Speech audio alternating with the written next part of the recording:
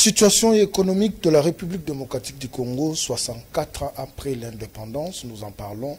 Est-ce que la République démocratique du Congo a-t-elle avancé, régressé ou stagne encore? Les indicateurs sur le plan économique, est-ce qu'elles sont positifs, négatifs ou encore stagnent? Nous en parlons dans cette émission FM Entretien qui reçoit pour vous M. Rigen Mufwaume. Il est économiste de formation et fonctionnaire de l'État, c'est comme ça qu'il aime qu'on puisse le présenter. C'est avec lui que nous allons échanger sur la situation économique de la République démocratique du Congo, 64 ans après l'accession de la République démocratique du Congo à son indépendance. Bonjour, Monsieur Rigen. Bonjour, cher Alain. Comment vous allez? Ça va, en tout cas, ça va bien. Aujourd'hui, nous vous recevons dans votre casquette d'économiste, 64 ans après l'indépendance. Est-ce qu'on peut dire que la situation économique de la RDC a évolué? Merci encore une fois, cher Alain. Alors, pour commencer, j'ai saisi cette opportunité pour saluer vos nombreux téléspectateurs qui sont en train de nous suivre. Alors, je dirais que votre question elle est fondamentale et en même temps complexe. Okay. Parler de la situation économique de la RDC de 1960 à nos jours, oui. Je dirais, pour être bref, que la colonisation nous a légué une économie, je dirais, prospère, une économie équipée, une économie développée, je peux dire. En son temps. En son temps. Vers 1959, on avait quand même une économie dynamique. Okay. D'ailleurs, alors, quand vous analysez les faits économiques, il y a un indicateur clé qui vous permet de mesurer les niveaux de la population à l'époque. En 1960, quand vous comparez le pays et le produit intérieur brut du Congolais moyen qui a vécu en 1960 à nos jours, hein, donc au jour d'aujourd'hui, il y a vraiment un écart. En 1960, le Congolais moyen avait un PIB qui était estimé à 90 $. Okay. Au jour d'aujourd'hui, en 2024, le Congolais moyen vit avec un PIB qui est inférieur à 1 $. D'ailleurs, il y a une étude récemment publiée par le FMI qui voulait tout simplement faire de calculs, des estimations pour dire que non, si nous voulons atteindre les niveaux que la République avait en termes de PIB en 1960, nous devons, si nous prenons la proportion, la moyenne de la croissance à 5%, nous devons atteindre 2075 pour avoir les niveaux de 1959-1960. Là, donc, il faut commencer à travailler aujourd'hui. Normalement, il faut commencer à travailler, mais avec les retards que nous avons subis, si nous devons travailler, mais en moyenne, si nous projetons une croissance de 5%, il faut atteindre 2075 pour atteindre les niveaux qu'on avait en 1960. Donc, pour répondre à votre question, je dirais que le colon, donc le Belge, nous lègue un pays qui avait une santé financière et économique vraiment stable.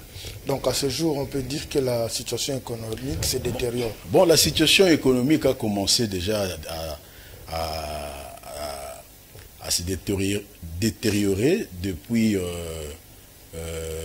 une année après l'indépendance. Vous vous souvenez, le 30 juin, quand on accède à l'indépendance, 4 jours après, il y aura des mutineries. Okay. Les soldats congolais avec les officiers belges vont s'affronter. Et puis le 11 juillet, c'est-à-dire même pas 2 semaines après la proclamation de l'indépendance, cette situation va inciter le Moïse Tshombe pour faire la sécession katangaise. Alors, le président Kasavubu avec le premier ministre Lumumba vont prendre le courage d'aller à Lubumbashi, mais une fois arrivés là-bas, ils n'ont pas eu, comment dirais-je, la facilité d'atterrir, parce que le commandant qui était là, le Belge à l'époque, il leur refusa l'autorisation d'atterrir. C'est à partir de là que le président Kasavubu et le premier ministre Lumumba vont tout simplement conclure que c'est le Belge qui était à la base de cette sécession katangaise. Okay. Alors, les Belges vont déployer plus de 10 000 soldats, et également les premiers ministres Lumumba et le président Kasavubu, à partir de Kindu, vont faire un télégramme à l'ONU pour envoyer une aide militaire. C'est la raison pour laquelle les casques étaient même arrivés ici au Congo. Cette opération-là, le télégramme qu'ils avaient fait à Kindu, a permis à ce que le casque bleu arrive. Donc, la situation de l'instabilité politique a commencé déjà à se faire sentir une année juste quelques jours après l'indépendance. Mais c'est ce qui nous amène jusqu'aujourd'hui. Voilà, mais maintenant, cette situation s'est également accentuée quand le président, d'abord le colonel Mobutu, va renverser le président Kasavubu. Il arrive au pouvoir, il va faire sa politique de nationalisation progressive, ce qu'on appellera la zaïranisation. Alors, il va s'endetter, et puis il va nationaliser non seulement la GECAMIN, mais également certaines sociétés qui étaient des propriétés privées. Alors, comme l'appropriation, l'idée peut-être était bonne, mais les gens qui ont... Qui devaient travailler les gens qui devaient travailler...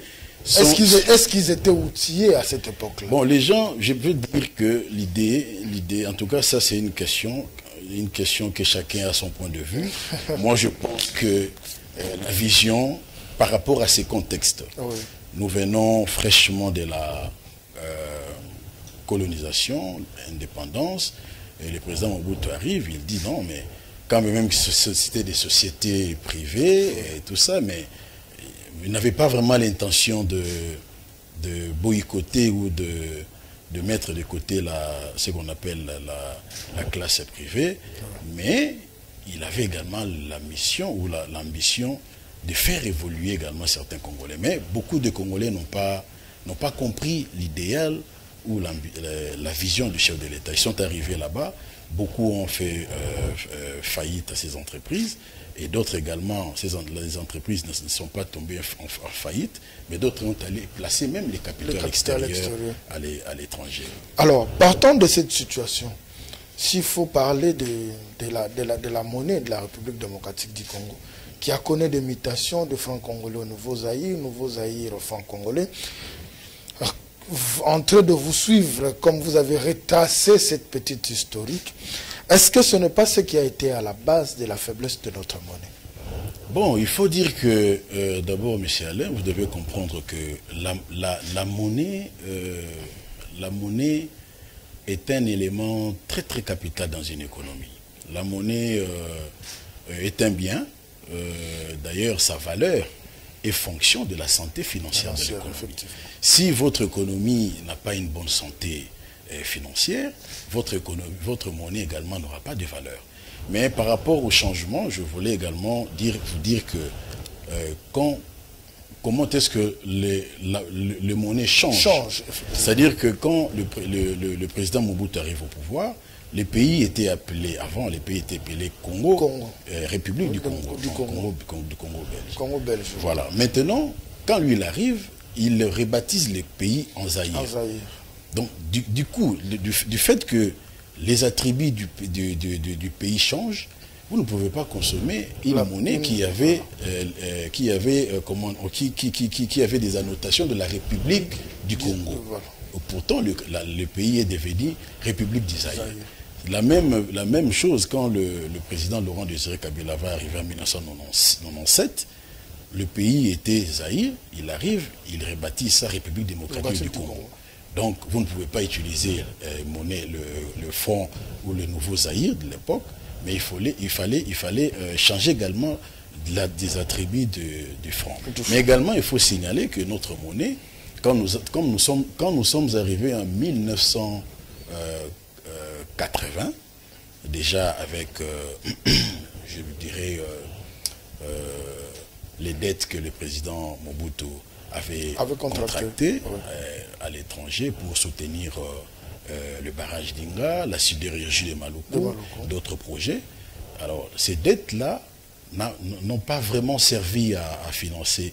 D'autres ont financé, mais une grande partie était allée dans le poche des boboutistes. Dans autre chose. Dans autre chose. Alors, c'est ce qui a fait que, quand nous sommes arrivés vers les années fin 80, 89, 88, l'Amiba va connaître une chute au niveau de la production, parce que c'était la seule, je peux dire, la seule entreprise de cette époque congolaise, le poumon qui soutenait le budget de l'État. Alors, quand ça a connu une chute libre de production, nous étions arrivés à 400 000 tonnes, et en 1992, le pays a avoisiné pratiquement une chute de 48 000 tonnes. Alors, ce qui a fait que il y avait une baisse de la production de la Gécamine, et puis il y avait certains déficits qui étaient monétisés, donc ce qui était financé par les avances du Trésor, ce qui a fait que notre monnaie a atteint, donc c'est-à-dire nous avons connu un taux d'inflation qui était avoisiné à pratiquement 10 000 %. C'est ce qui a fait rabaisser notre monnaie. Chaque année, la monnaie, donc le Zaïre monnaie, perdait environ 77 %. Donc ce n'était plus une monnaie à considérer. C'est la raison pour laquelle, quand Mosé arrive, il a directement changé cette monnaie en franc congolais. Mais ce changement-là, sur le plan économique, l'économie de la République n'est pas touchée, parce que... Non, je termine ma question, oui. Parce que, à ce que je sache, le billet que nous avons s'imprime après sur la planche à billets. La République change de nom, il faut changer de monnaie.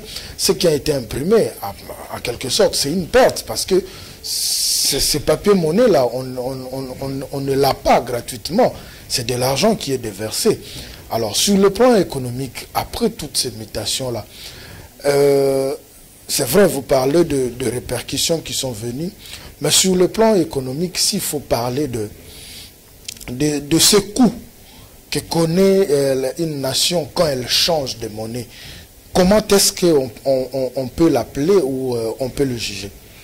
Bon, je dirais que, compte tenu on appelle ça les dépenses liées à la souveraineté, parce que quand le pays change de dénomination et que le pays était Zaïre, devient République démocratique du Congo, vous avez l'obligation, ça c'est une obligation constitutionnelle qui vous impose à sortir de l'argent pour frapper des nouveaux billets.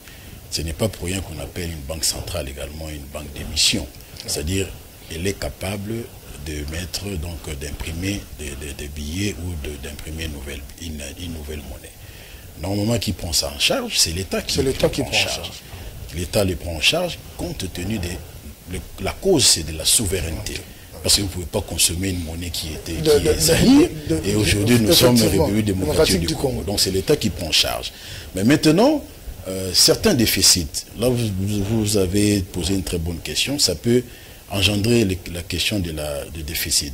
Mais en économie, il faut savoir comment gérer vos déficits publics. Okay. Le déficit public peut être lié, par exemple, quand vous gérez mal la politique budgétaire, quand vous avez vos dépenses publiques qui sont supérieures aux recettes publiques, vous créez des déficits. Et également au niveau de la balance de paiement, quand vous importez beaucoup, par exemple pour le cas de notre économie, on importe beaucoup que nous exportons, vous engendrez également des déficits. Mais maintenant, ces déficits, il faut savoir comment agir dans le marché. Si vous préférez les financer, comme à l'époque en 1991, quand on a connu 92, on a connu les PLC, les déficits, beaucoup de déficits publics ont été monétisés, étaient financés par les avances du Trésor, ce qu'on appelle la planche à billets. Cette histoire-là fait augmenter l'inflation. C'est-à-dire que le franc se retrouve une grande quantité sur le marché, et puis directement ça diminue la valeur de la monnaie. Mais des solutions palliatives, c'est que on voudrait en politique monétaire, c'est s'endetter dans le marché monétaire par le bon des trésors. L'État peut, par exemple, demander aux individus qui ont des capacités, ils vous disent par exemple que nous voulons imprimer des nouveaux billets, mais l'État n'a pas 100 millions de dollars. On donne un exemple. Hein. Oui. Il peut demander par le biais de bons des trésors, il y a un groupe d'entrepreneurs ici au pays peut prêter à l'État ces 100 millions de dollars. Vous comprenez? Quand l'État aura ces 100 millions de dollars, il peut lui permettre de faire ce qu'il a besoin. Ça, c'est une manière également de financer dans une très bonne mesure le déficit public, parce qu'avec le marché, ça n'a pas de répercussions. Ça n'a pas de répercussions sur le marché. Voilà.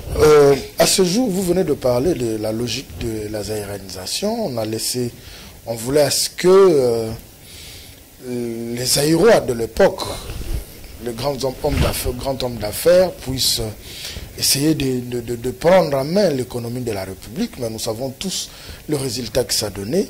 Mais à ce jour, si on doit voir les grands opérateurs économiques en République démocratique du Congo, ce sont plus des expatriés. Si on doit voir les supermarchés, si on doit voir les sociétés d'aviation, si on doit voir les grands hôtels, si on doit voir les grands hôpitaux, apparemment, ce sont des expatriés. C'est vrai qu'ils nous rendent service, mais ces services-là ne sont pas rendus gratuitement. Donc, sur le plan économique, à 3/4 de l'économie congolaise est tenue par des expatriés. Quel est le danger que la République traverse? Bon, je dirais qu'il faut savoir, M. Alain, que nous sommes dans une économie, notre économie, nous sommes dans une économie, bien sûr, de social-démocratie, mais également, en 2002, le pays avait entré dans la ligne directe d'une économie libérale. C'est-à-dire que votre question, je dirais ceci, si je ne peux pas vous poser des questions, mais si vous mettez un Congolais et un expatrié, prenons l'exemple d'un Libanais, vous lui accordez à un Congolais 100 000 $. 100 000 $ de crédit. Par exemple, des prêts. Oh oui. Et vous donnez à un Libanais 100 000 $. Les deux personnes ont la même somme. Ont la même somme, mais les deux personnes vont agir différemment. Okay. Nous, selon notre culture, si j'ai les 100 000 $, je vais préférer d'abord acheter une maison. Oui. J'achète un terrain, je vais construire. Si j'ai ça, même aujourd'hui, je pourrais ne plus exister. Je sais que mes enfants vont y rester et tout. Oui. Mais un Libanais, par contre, lui, il va investir. Oui. Donc, c'est également une question qui est liée à la stratégie. Vous comprenez, à la stratégie. Alors, la question, vous demandez, est-ce que c'est un danger pour l'économie nationale? Pour l'économie de la RDC. C'est un danger, parce que normalement, je peux dire oui et non. Parce que si vous avez de vrais investisseurs qui sont au pays, d'abord, il faut les dissocier à cette question. Oui. Si vous avez de vrais investisseurs dans le pays, ces investisseurs vont respecter les lois de la République, en termes également d'embauche et en termes également de paiement de revenus. Mais également pour les Congolais. Pourquoi on n'arrive pas à créer ce qu'on avait dit des millionnaires congolais? De millionnaires congolais. Pourquoi on n'arrive pas à les créer? Parce que l'État manque de politique. On peut dire, mais les politiques doivent suivre. Vous avez directement anticipé la question qui... Oui, j'ai anticipé. Parce que la question qui allait suivre serait comment y remédier. Mais c'est ça. C'est-à-dire, pour y remédier, oui, normalement, nous devons soutenir l'activité économique des Congolais. C'est ça la solution. D'ailleurs, dernièrement, pas dernièrement, quand la première ministre est passée au Parlement pour présenter son programme de gouvernement, oui, nous avons tous appris qu'on va créer une banque d'investissement agricole. Cette banque d'investissement agricole va permettre à ceux qui aura accès. C'est ça aussi le problème. Qui aura accès, c'est-à-dire que les entrepreneurs qui vont remplir les conditions nécessaires, qui a un capital, qui est enregistré au guichet unique, par exemple, okay, qui a comment dire, une entreprise juridiquement en place. Si, par exemple, l'État met un capital suffisamment, cela va permettre à chaque Congolais qui évolue dans ces secteurs-là d'avoir suffisamment de moyens financiers qui peut leur permettre un jour d'arriver comme les expatriés qui sont arrivés. Les expatriés qui sont arrivés, qui sont aujourd'hui puissants, ils sont commencés également petits, mais ils ont très bien géré, petit à petit, ils sont arrivés jusqu'au jour aujourd'hui à être appelés grands. Donc nous devons commencer par là. Je pense qu'on n'a pas droit à se lamenter à cette question, parce que beaucoup de Congolais se lamentent au moment où les politiques ne suivent pas, parce que vous laissez, quand vous souscrivez à une politique libérale, vous entrez dans SLECAF, alors vous laissez libre votre pays, et donc vous les Congolais pouvez aller commercer par exemple en Côte d'Ivoire, les Ivoiriens peuvent venir commercer ici, les Indiens, vous ouvrez les marchés. Alors vous ne pouvez pas commencer à pleurnicher au moment où les politiques ne suivent pas. Les politiques doivent suivre, on doit soutenir les Congolais comme on avait fait ça, on l'a fait au Nigeria. On a soutenu des gens comme des Dangote, ils sont devenus aujourd'hui des grands patrons. Mais avec la politique de la République démocratique du Congo, pensez-vous que cela sera possible? Non, c'est-à-dire que la politique, elle est là, mais également, il faut mettre des moyens, il faut mettre des instruments, et puis également, il faut respecter ces instruments. Je pense que ça va aller. Voilà, l'économie congolaise de la République démocratique du Congo, on est sans ignorer, comme on venait de le dire tantôt, la majeure partie est tenue par des expatriés. À ce jour, nous tous nous crions à la dépréciation monétaire, le franc congolais qui perd sa valeur du jour au lendemain. Aujourd'hui, $1 américain se négocie à 2820 dans d'autres coins. C'est comme hier, non, c'est le dimanche ou le samedi que je le vis sur le rond-point Victoire. $1 américain s'est négocié à 29. Donc en 2900 francs, $1 américain. Alors, que faudrait-il faire pour qu'à ce jour, nous puissions avoir cette stabilité monétaire? Parce que tout le monde dit que si les choses n'avancent pas, c'est parce que l'économie de la République démocratique du Congo n'est pas stable. Bon, Alain, cher Alain, je veux vous dire que, d'une manière bref, je veux tout simplement vous dire que nous devons produire. Nous devons produire. Parce que, quand vous analysez... Mais, s'il vous plaît, oui. de quelle production s'agit-il? Parce que nous tous, nous savons que on nous a toujours dit que le sous-sol de la République démocratique du Congo est riche, nous vendons du coltan. C'est chaque jour qu'on entend de nouveaux noms de matières premières que la République démocratique du Congo a dans son sous-sol et vend. Alors, qu'est-ce que nous devons produire pour que cette situation de l'inflation puisse connaître un peu un accalmie? Ok. Je dirais, la production dont je fais allusion ici, c'est la production agricole. Ok. La production dont vous venez de faire allusion, c'est la production du secteur, ce qu'on appelle le secteur extractif, donc le minerai. Alors, vous devez comprendre une chose. Quand le pays, en 1884, quand aux conférences de Berlin, on a décidé de partager l'Afrique, et puis le roi de Belge est venu, et pas est venu, mais il a envoyé ses acolytes en République, à l'espace qu'on appellera le Grand Lac. La première, ce que je peux appeler caractéristique de l'économie du Congo, c'est l'extraversion de ces matières premières, même sur le plan agricole. Tout ce que nous produisons, c'est tout simplement pour servir à l'extérieur. Vous comprenez? C'est la raison pour laquelle les secteurs, d'abord, quand le Léopold II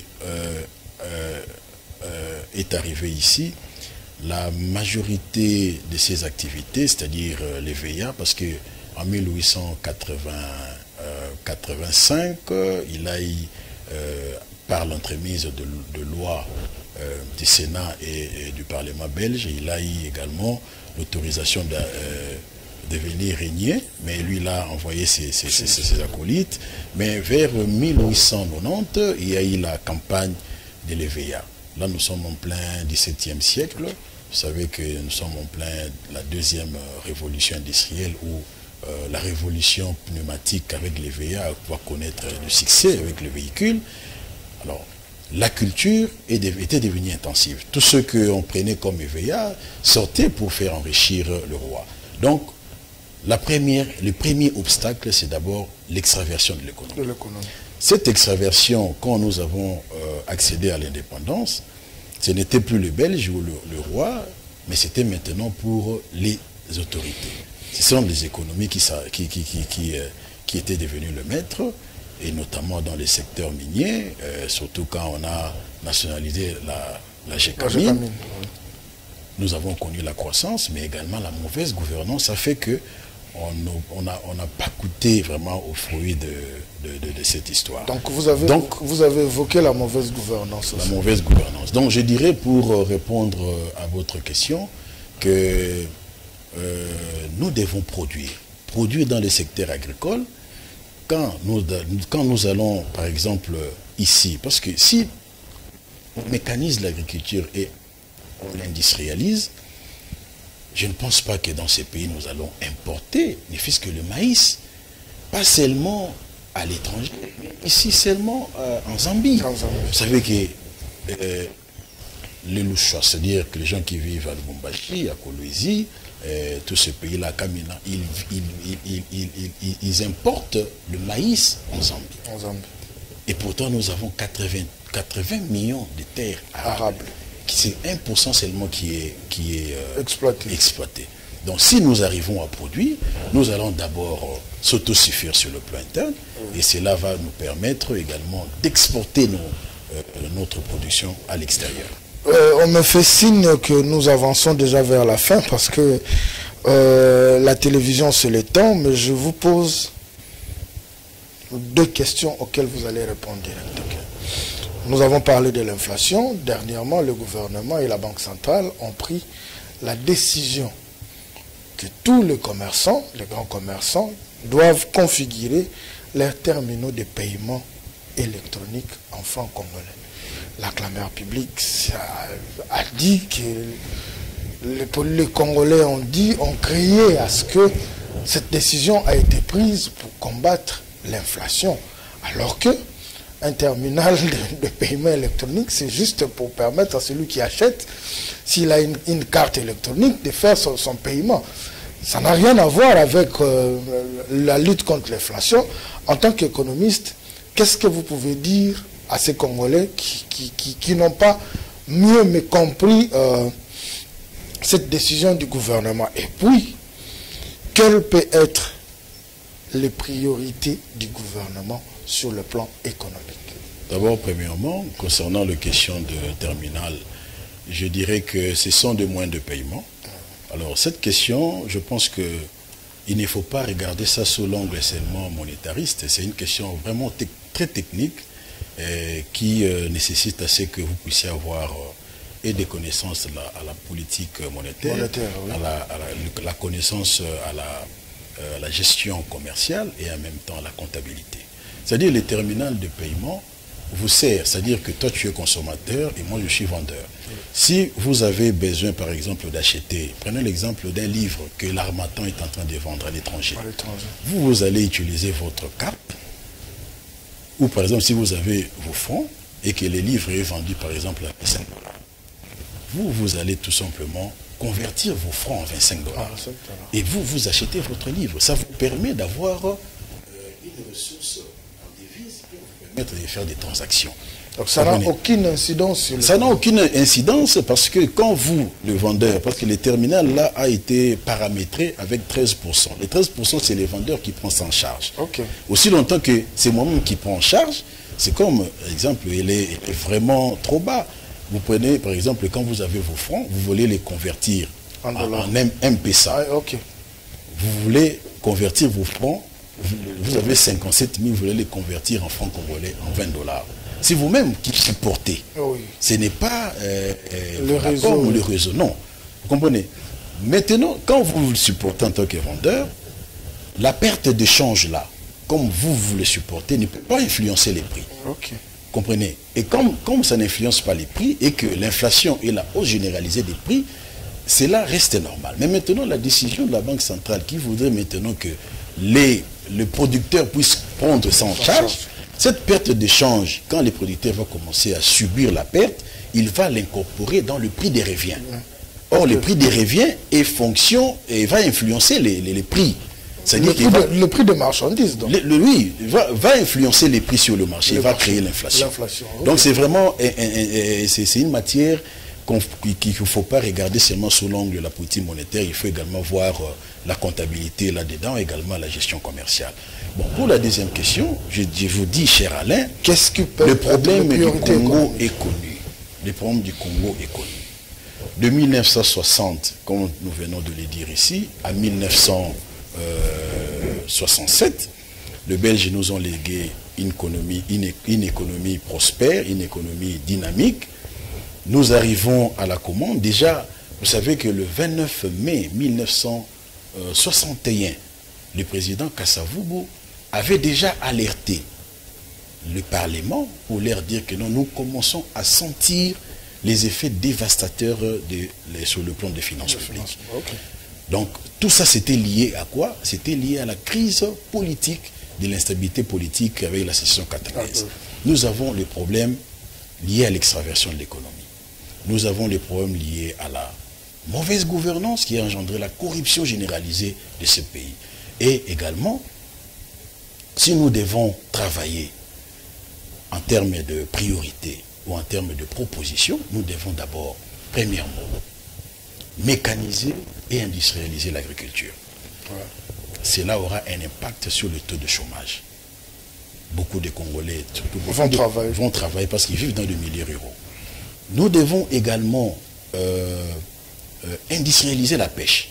Si on arrive aujourd'hui à industrialiser la pêche, nous sommes dans un pays où nous avons le fleuve, le lac partout. On ne va plus importer. Là, déjà, c'est de l'argent commun de côté. Alors, le bon Dieu nous a donné le forêt, tout ça. Avec tout simplement le tourisme dans ce pays, nous pouvons faire beaucoup de choses en termes de recettes. Comprenez? Et également, les matières premières sont là. Nous sommes, la République démocratique du Congo est une réserve. Mais nous devons également ajouter de la valeur. Ajouter de la valeur, ça doit se faire ici au pays.